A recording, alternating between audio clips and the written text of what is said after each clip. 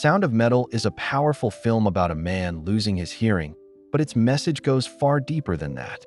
The movie follows Ruben, a drummer who is suddenly forced to confront a world without sound. What begins as a physical challenge soon becomes an emotional and spiritual journey. Ruben is a drummer in a heavy metal duo. He performs with his girlfriend Lou, who sings and plays guitar. They live in a small RV, traveling from city to city playing small shows.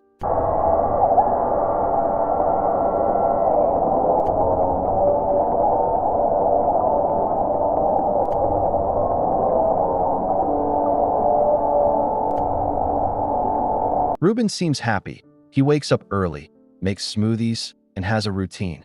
It looks like he's finally in control of his life after years of addiction. Ruben has found purpose in two things: music and Lou. These are the two things keeping him grounded. Music is his career, but it's also how he expresses himself. Lou is not just his partner on stage. She's also his emotional anchor.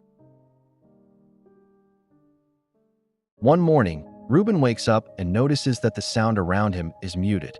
Later, during a show, it gets worse. The sound is muffled, and he can't hear his drums properly.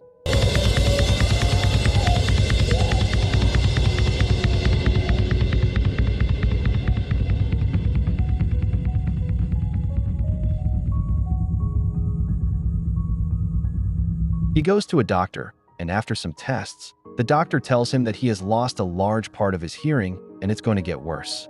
Cochlear implants might help later, but they're expensive and they don't bring back natural hearing. Until now, Ruben's life had structure. He had his routine, his band, his sobriety, and his relationship. Suddenly, all of that is at risk. Losing his hearing means losing control.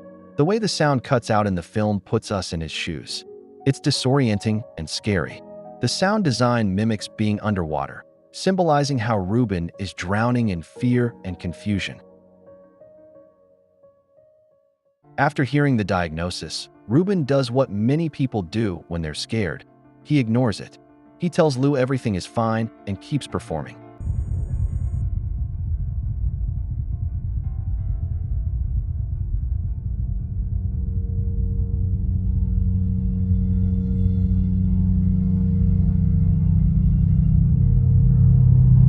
Lou sees him struggling and is worried, not just because of the hearing loss, but because she knows Ruben is a recovering addict. Stress like this could push him back into dangerous habits. She tries to help, but Ruben keeps pretending things are okay. Ruben is used to fixing problems, but this is something he can't fix with willpower alone. Instead of facing reality, he fights it. Ruben's refusal to stop performing is like a drug relapse. He knows it's hurting him, but he can't let it go. After Lou leaves, Ruben goes to a rural shelter for deaf recovering addicts. It's run by Joe, a gentle but firm man who also lost his hearing and who is also in recovery. Joe explains the rules clearly. This place isn't about fixing deafness, it's about learning to live with it. But it's very important, if you want to be here, to understand that we're looking for a solution to this, not this. Joe introduces Ruben to a new idea, that deafness doesn't need to be feared or fought. It can be part of who you are. This is hard for Ruben to accept because he still wants his old life back. But Joe's message is to simply stop running and learn to be at peace. Joe gives Ruben a task: sit in a room, alone every day and just write. With no phone, music, or outside distractions, just him and his thoughts. Ruben hates it because he feels trapped and his mind is too loud. Ruben's biggest challenge isn't losing his hearing, it's facing himself. For the first time, there's no sound to drown out his emotions, fears, and pain. He's left alone with his thoughts. Ruben starts joining the daily activities in the community. He takes part in Diane's classroom, where deaf children learn and play. At first, he struggles with sign language, but slowly he starts to learn.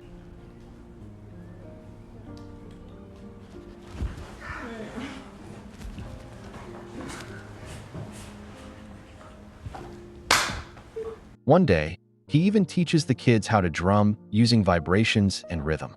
For the first time, Ruben stops thinking of himself as broken.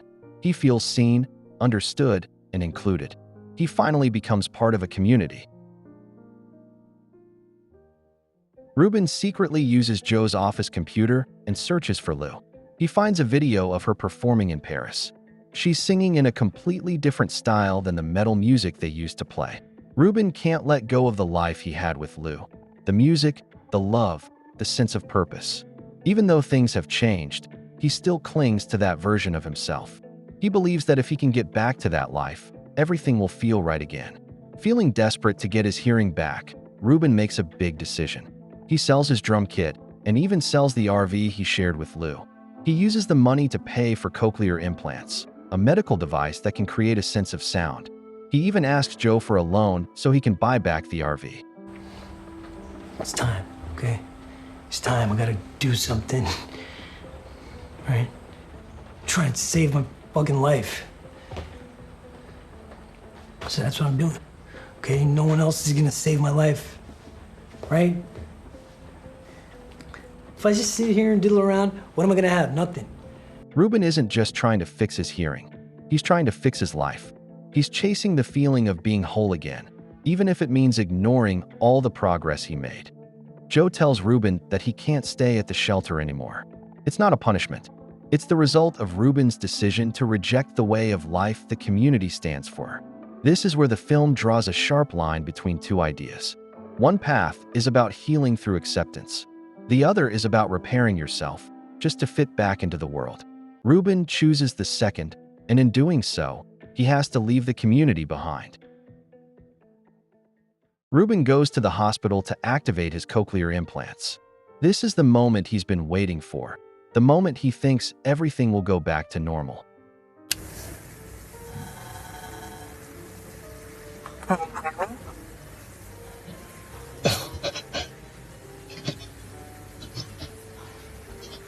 Say again?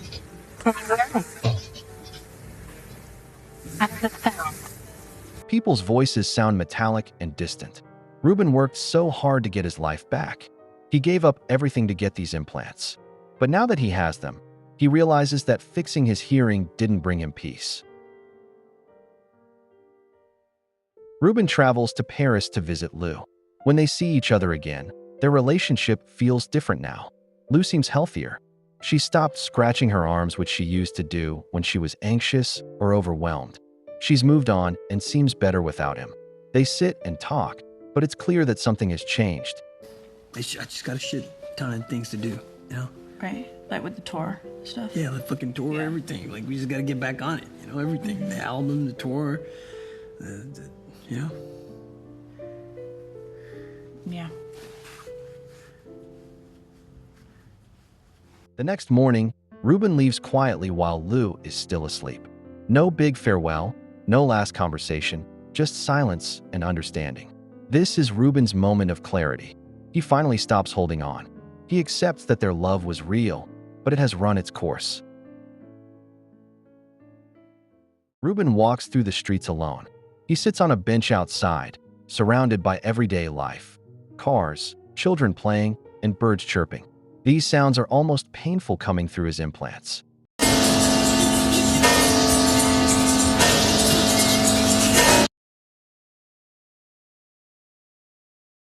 Finally, the world falls completely silent.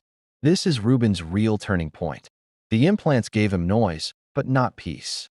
Taking them off isn't giving up, it's choosing stillness. For the first time, he's not trying to escape, fix, or hold on.